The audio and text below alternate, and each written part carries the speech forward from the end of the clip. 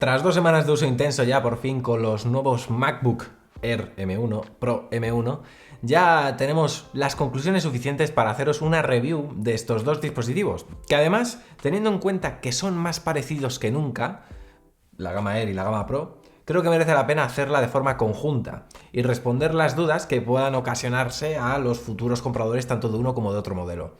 Además, hemos hecho muchas comparativas en las últimas semanas con las que también podréis haber sacado también ciertas conclusiones. Así que, venga, sin más dilación, comenzamos nuestra review a estos Mac con chip M1.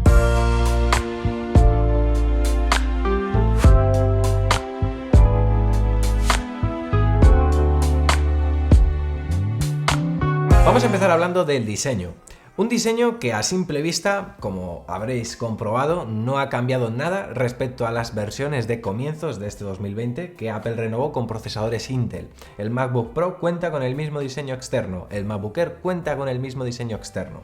Ahora bien, a la hora de comprarlos en la Apple Store Online están disponibles en diferentes colores. El MacBook Air está disponible en 3 colores, en gris espacial, plata y oro, y el MacBook Pro está disponible únicamente en 2, plata y gris espacial. Concretamente, los modelos que yo tengo y que estoy mostrando en el vídeo son los correspondientes al gris espacial. En mi opinión, a mí me gustan ambos modelos. Sí que es verdad que no se han renovado respecto a versiones previas, pero sé que acabará llegando esa renovación. Pero, oye, es que hay que ser muy ciego para decir que estos Mac no son estéticamente bonitos. O sea, los dos se ven muy bonitos, tanto el modelo Air como el Pro, son elegantes y los lleves donde los lleves, sin duda van a lucir. Así que a mí me gustan y ahora queda ver, pues, qué pasa en próximas generaciones, teniendo en cuenta que en estas versiones Apple lo ha hecho muy bien y ha sabido gestionar la temperatura, lo que les va a permitir en próximas generaciones quizás diseños más arriesgados. Toca hablar de la pantalla, uno de los puntos que quizás menos ha cambiado. Ambos cuentan también con 13,3 pulgadas con tecnología IPS, ¿de acuerdo? Luego la gama cromática es una P3 que, por ejemplo, en el MacBook Air sí supone un salto respecto al modelo de comienzo de año, porque la gama cromática que utilizaba el MacBook Air era la sRGB, es decir, ahora cuenta con un 25% más de colores con esta nueva versión de pantalla en este MacBook Air M1. Respecto, repito, estoy comparándolo con el MacBook Air de principios de 2020 con procesador Intel. Ambos cuentan con la tecnología True Tone y la única diferencia que vais a encontrar entre el MacBook Air M1 y el MacBook Pro M1 relativa a la pantalla está en el nivel de brillo máximo. El MacBook Air llega hasta 400 nits de brillo máximo respecto a los 500 del MacBook Pro. Pero bueno, esto solo lo notaréis si trabajáis asiduamente en exteriores donde tengáis que forzar las dos máquinas al brillo máximo, algo que no creo que sea necesario y creo que esta diferencia es inapreciable en el uso cotidiano, como puede ser por ejemplo en tu casa, en un despacho o donde sea. También os digo una cosa respecto a la pantalla, vale que es una tecnología IPS, próximamente se rumorea que van a llegar a los Mac tecnología micro LED, que es un paso intermedio hasta los paneles OLED. Ojo, se ven muy bien, o sea, Apple perfila muy bien a nivel de software y las calibra de una forma que cuando tú, por ejemplo, vas a una App Store, dices, es que se ve espectacular, reproducir contenido en ella es un auténtico lujo y además combinada con los dos altavoces que suenan fantásticamente bien, tanto en un modelo Air como en un modelo Pro. Vas a disfrutar de todo eso que reproduzcas desde estos ordenadores. Algo que no me ha gustado nada es la cámara, ¿vale? La cámara sigue siendo una cámara 720p que, oye, quieras o no, me diréis algunos, oye, es que, ¿para qué le vas a meter una cámara mejor a un portátil? Pues precisamente porque es una herramienta de trabajo. O sea, estamos en la época del trabajo virtual, de teletrabajar. Anda que no se utilizan a día de hoy aplicaciones de videollamadas y qué menos que poner una cámara Full HD, al menos, ¿vale? Más que nada porque mucha gente utilizará, como digo, el MacBook Air, que sí que es verdad que estos MacBook Air o MacBook Pro aprovechan el procesador de señal de imagen y el Neural Engine para mejorar los resultados respecto a generaciones previas utilizando la misma cámara. Pero esa mejora a nivel de software no compensa la falta de especificaciones a nivel de hardware y a mí se me queda muy corta. Yo, por ejemplo, si tuviera que hacer una retransmisión de la Keynote, no me vale con esta cámara porque se me vería fatal. Si tuviera que hacer un streaming en Twitch, por ejemplo, imagínate, pues tampoco me valdría con esta cámara. Y es una pena porque estamos hablando de dispositivos caros y la gente, cuantos menos accesorios externos tenga que comprar para poder trabajar con ellos, yo creo que mejor. Así que Apple aquí tiene deberes pendientes que corregir en próximas generaciones. Y vamos con la joya de la corona de estos dos ordenadores, que es el chip M1, el procesador de Apple, que sin duda ha superado todas las expectativas que teníamos puestas en él. Un procesador que cuenta con 8 núcleos de CPU, que son 4 de eficiencia y 4 de alto rendimiento, y 8 núcleos de GPU. Sí que es cierto que el MacBook Air tiene una variante que son 8 núcleos de CPU y 7 de GPU, es una variante un poquito más económica. Y luego, en cuanto a memorias, tienen dos versiones, es una memoria unificada, está dentro del propio chip M1, 8 GB y 16 GB. En nuestro caso hemos probado el MacBook Air con 8 GB de memoria y el MacBook Pro con 16 GB de memoria. Y sí que es verdad que en el uso cotidiano no hemos notado diferencias reseñables. Sí que es cierto que, por ejemplo, en la comparativa de Cherru pudimos ver cómo a la hora de renderizar ciertos proyectos, etcétera, pues sí que vamos a notar ya esas diferencias. Pero en las aplicaciones de uso cotidiano, como puedan ser responder correos, responder en redes sociales, leer documentos, navegar por internet en general, reproducir contenido, en fin, lo que os podáis imaginar, no vamos a notar esas diferencias que a lo mejor en versiones previas con procesadores de Intel sí que eran más evidentes. Por eso decía al principio del vídeo que creo que este año tanto el MacBook Air como el MacBook Pro son más parecidos que nunca.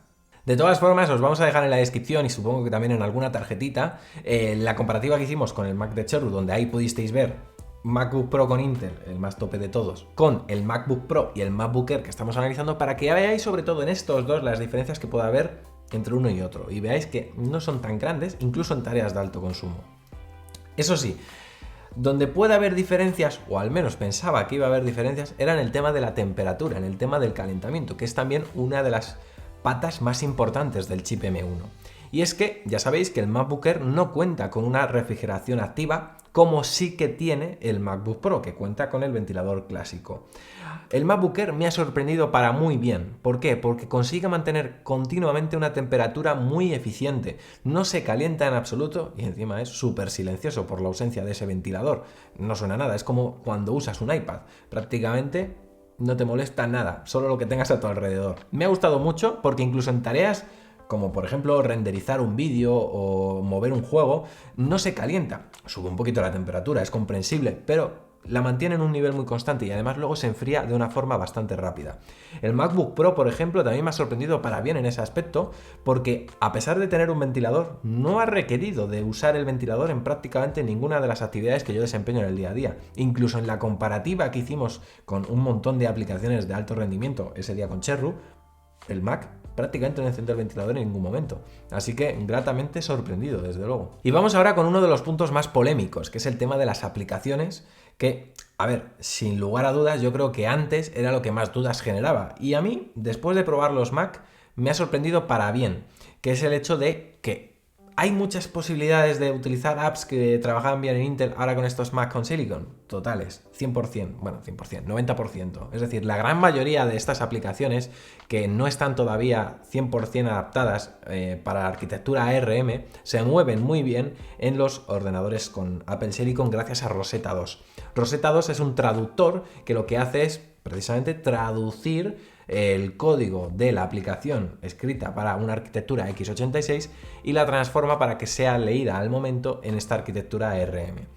He de decir que la primera vez que abras una aplicación que no está adaptada, te va a pedir el sistema que instales Rosetta, y una vez hecho eso, tú como usuario no vas a notar de su existencia. Es más, vas a comprobar cómo el 80, vamos a intentar ser menos optimistas, venga, pero igualmente es muy buen dato. 75% de las aplicaciones funcionan espectacularmente bien. Sí que es cierto que hay un 15%, 20% a lo mejor que, oye, puedas notar que no va tan fina como a lo mejor en una arquitectura Intel porque no está adaptada. No obstante, he de decir que para mi sorpresa, muchos desarrolladores están actualizando muy rápido sus aplicaciones para hacerlas compatibles 100% con esta arquitectura. Incluso grandes desarrolladores como Adobe y Microsoft ya han anunciado que en el primer trimestre de 2021 gran parte de sus aplicaciones estarán disponibles con esta arquitectura. Y he de decir que, por ejemplo, en el caso de Adobe y en el caso de Office, Adobe me refiero con Photoshop, ya están en fase beta para que la gente pueda utilizarlas con estos procesadores utilizando, digamos, una versión nativa, por decirlo así. Además, hay que sumar que estos Mac tienen compatibilidad con aplicaciones de iOS. Si este vídeo estoy subiéndolo cuando en teoría vamos a subirlo, ayer subimos un vídeo en el que mostrábamos cómo poder instalar cualquier tipo de aplicación de iPhone o de iPad y moverlo sin ningún problema en un ordenador con este procesador. Esta es otra de las ventajas. Ahora vamos a tener un catálogo de aplicaciones mucho mayor que el que teníamos antes. Que sí, que es cierto, muchas aplicaciones son inútiles porque están hechas y pensadas para un dispositivo móvil, pero no obstante hay otras tantas que no implican el hecho de que moverlas en Mac no sirva para nada. Yo, por ejemplo, tengo muchas aplicaciones de sonidos. Dark Noise, por ejemplo, es una de las aplicaciones que yo utilizo para reproducir sonidos que ambientan, me concentran. Esa está en iPhone y en iPad y ahora la puedo utilizar sin ningún problema en Mac. También con los juegos. Así que, al fin y al cabo, yo creo que esta transición va a aportar muchas cosas, aunque quizás sí que es verdad que para gran parte de los profesionales, sobre todo que trabajan mucho con Adobe, me consta, un buen amigo hoy precisamente me ha preguntado sobre ello, pues creo que a lo mejor es un poquito pronto para dar el paso. También otra de las preocupaciones que yo tenía era si funcionaba la suite de aplicaciones de Setup. Alguna vez yo creo que ya os he hablado de esta aplicación. Es como un Netflix de aplicaciones que yo siempre que configuro mi iMac, cuando lo restauro desde cero, o por ejemplo con el MacBook Air y con el MacBook Pro hecho, es instalarla, ¿vale? Probarla.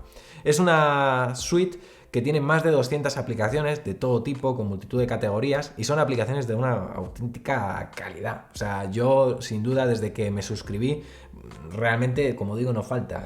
Igual que cuando uno empieza a configurar el iPhone, lo primero que descarga es WhatsApp o Telegram o Twitter o cosas así, yo lo primero que descargo es Setup, porque tengo aplicaciones imprescindibles, que para mi uso ya pues son muy valiosas y no encuentro alternativas que pueda haber en otras fuentes. Por ejemplo, os voy a mostrar un poquito. Yo las apps que uso, por ejemplo, de Setup, por si a alguien le da por probarlo. Y si tienes un Mac, ya sea con Apple Silicon, que sepas que funciona perfectamente. Y si tienes un Mac con Intel, que sepas que también, que vas a poder usarlo sin problemas. Apps que yo recomiendo, por ejemplo, de Setup, pues por ejemplo, Clean My Mac. Clean My Mac es una aplicación que ya he hablado mucho de ella. Es el gestor por excelencia para tener un buen mantenimiento y limpieza de tus archivos en el Mac. Luego utilizo, por ejemplo, también Squash, que para mí es imprescindible cuando quiero subir artículos a la web, porque comprime el peso de las imágenes para que no tarde mucho en cargar si son demasiado pesadas. Squash, muy buena. Luego, el que para mí ha sido el sustituto definitivo de las capturas de pantalla en Mac, que es CleanShot X, que es, como digo, una aplicación que supera con creces a la aplicación nativa de Apple de capturas de pantalla, porque te permite muchísimas opciones, como por ejemplo difuminar ya encima de la captura esas regiones que no quieras mostrar, crear anotaciones, grabar con voz, ocultar por ejemplo los iconos del escritorio, ficheros que puedas tener simplemente haciendo un clic. En definitiva, es muy completa, ¿vale? CleanShot X. Luego PultTube, que es una aplicación que yo la utilizo, por ejemplo, para convertir vídeos de YouTube en otras resoluciones, o por ejemplo, si los quiero transformar en audio. A mí me viene muy bien, por ejemplo, cuando voy a editar los podcasts, que siempre al final recomendamos una canción, pues si me quiero descargar el audio de una canción, utilizo PultTube. iStat Menus, que es otra aplicación muy buena, que lo que nos permite es controlar desde la barra de menús todos los parámetros más importantes para el rendimiento de tu Mac. Sensor de temperatura, sensor de memoria, rendimiento en ese momento de la CPU, de la GPU, en definitiva, una aplicación muy completa. Y otra, por cerrar y no alargarme mucho con esto, Boom 3D, una aplicación que para mi gusto la principal característica que tiene es la del sonido envolvente en 3D, que realmente si utilizas los altavoces integrados en unos auriculares y usas esta aplicación, la experiencia de escuchar una canción, un vídeo, lo que sea en tu Mac va a cambiar por completo. No obstante, como digo, aquí estaréis viendo algunas capturas o alguna grabación de pantalla que os habré hecho de Setup, donde podéis ver que las ordenan por diversas categorías. Es una aplicación, como digo, muy completa y que yo, sin duda, os aconsejo. Os voy a dejar el enlace en la descripción por si os gusta la idea y la probáis. Además tiene app para iOS también, así que muy buenas. Vamos ahora con la batería, porque después de hablar de aplicaciones, de procesador, de pantalla, de diseño, toca hablar de batería, el que para mí es, sin lugar a dudas y de lejos, lo que más me ha maravillado de estos nuevos ordenadores. Es el punto, yo creo, diferenciador desde el primer momento que empiezas a usar un ordenador de estos respecto a uno de Intel. Y es que, por ejemplo, Apple en su web dijo que el MacBook Air era capaz de llegar hasta 18 horas de batería y el MacBook Pro hasta 20 horas. A ver, yo realmente no me he puesto a medirlo de la misma forma que lo mide Apple, pero, por ejemplo, en la prueba que hicimos con los Mac de Cherry y estos MacBook Air, con el Mac de Cherry y estos MacBook Air y MacBook Pro, he de decir que ya lo visteis, el Mac de Cherry estaba al 100% al empezar y después de unas pruebas muy duras acabó apenas con un 10% y los nuestros acabaron con un 60%. Pero en un uso normal, en un uso cotidiano con aplicaciones como las que voy a comentar, yo por ejemplo para grabar los podcasts utilizo la aplicación FaceTime para ver a la otra persona, QuickTime para grabar el audio, Notas para ver los guiones, Final Cut Pro para editarlos y luego Safari para subirlos, ¿vale? Pues por ejemplo hacer todo ese proceso, hacer guiones con la aplicación de VR, responder mensajes y programar mensajes en redes sociales, correo electrónico con Spark, reproducir vídeos en general, es decir, para todo eso, aquí estáis viendo la captura, que lo hice cuando ya lo iba a poner a cargar, ahí estáis viendo cómo tenía un 18% de batería y la última carga el 100%. Esta captura de pantalla yo la hice os lo voy a decir, que eso sí que no lo podéis ver, claro, un momentito. 30 de noviembre. Esta captura la hice el 30 de noviembre. Y estáis viendo cómo mi última carga fue al 100% el día 24. Es decir, me ha aguantado una semana prácticamente sin necesidad de cargarlo para este uso. A ver, luego voy combinando también con mi iMac, pero ¿me entendéis? O sea, si alguien compra uno de estos ordenadores para que sea un complemento a su ordenador principal, o incluso, oye, a lo mejor hay gente que lo usa como ordenador principal, a mí me ha durado 5 o 6 días. 5 o 6 días. Es una burrada. Así que, y más con el precio que tienen, muy recomendables, de verdad. Aquel que el iPad se le quede corto, ostras, porque ahora un MacBook Air, un MacBook Pro de estos, ojo, ojo. El precio está en los siguientes que voy a comentar. El MacBook Air M1 está disponible por 1.129 euros y el MacBook Pro M1 está disponible desde 1.449. Evidentemente los precios irán en aumento si queremos más capacidad de SSD o si variamos la memoria que viene por defecto, entre 8 y 16 GB de memoria RAM. Así que esto es todo, amigos. Espero que os haya gustado. No me voy a despedir sin antes recomendar también que si sois maqueros podéis aprovechar los cursos que estamos ofreciendo en La Manzana Mordida VIP. Hace poquito hemos empezado el curso de Final Cut Pro. Si queréis, adentraros en el mundillo de la edición de vídeo, que sepáis que Cherry Videos, todo un profesional de la edición de vídeo con más de 10 años de experiencia, está desarrollando un curso en exclusiva para los suscriptores VIP de La Manzana Mordida sobre Final Cut Pro y van a venir más.